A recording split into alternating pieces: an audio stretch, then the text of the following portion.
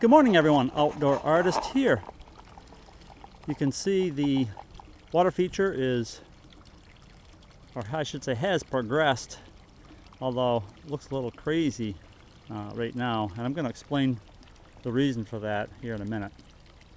You can also see, you may recognize this purple bucket nearby, and yes, that is from the witness protection video, and we've got some eager witnesses there that are ready to go free. But before we do that, I just want to explain a little bit about the construction details, just in case you're interested or you're working on this kind of a project. It might be useful to you. So for that, let's take a quick walk over to the Outdoor Artist's studio, which, as you might expect, is outdoors.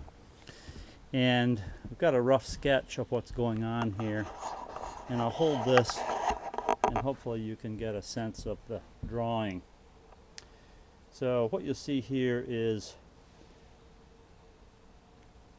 we started out with basically a basin, and that's labeled as dirt and clay. In our case, it's mostly clay, which is a good thing because it creates a nice cushion for that vinyl liner that has been put in, that you saw laying there. Now, one thing that is not good for a liner is to touch stone, because that's an abrasive, and over time it can wear, create a hole. So you'll see we've built some stones up on the clay in order to raise the elevation of the water. And then this particular layer just below the capstone is important, and I want to explain what we're doing there. We've installed a fabric cushion, and that cushion will shield the liner, which is this black line that comes up.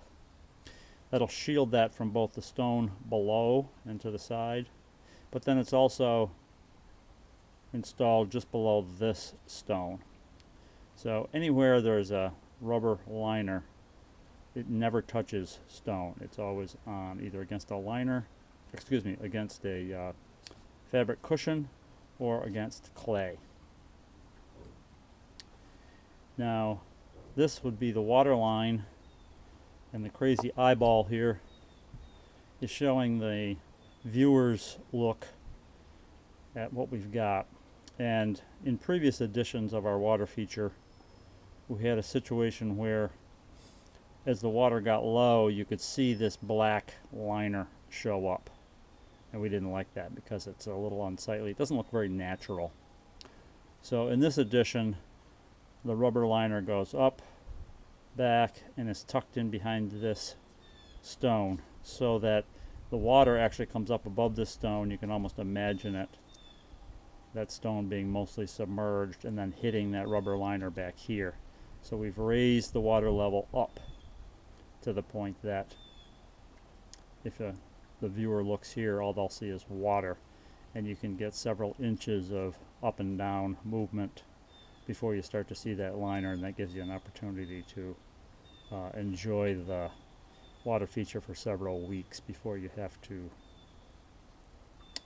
do any filling. And if you happen to get a big rain and you get too much water in it, it simply overflows out into the back. And then you saw from a previous video that we've installed drainage there. Okay. So let's, without further ado, let's go ahead and release those witnesses to their new home. Check the reaction.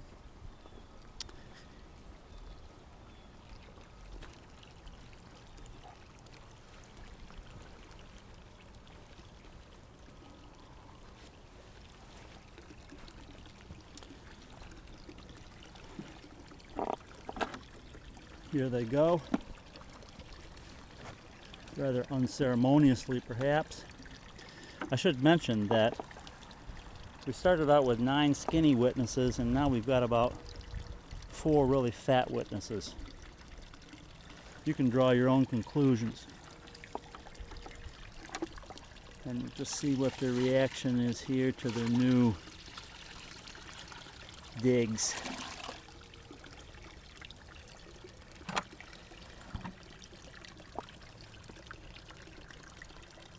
Well, they're not turning up on their bellies, which is a good sign.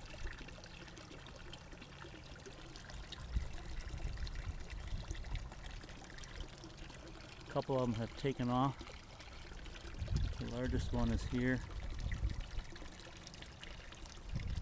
looking things over.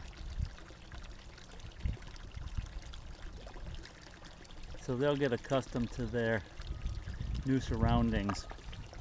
These poor fish have been through all winter under the ice with only about an inch or two of water under that ice. Then they have endured a couple of months in this purple bucket. So you can just imagine what it's like for them going free.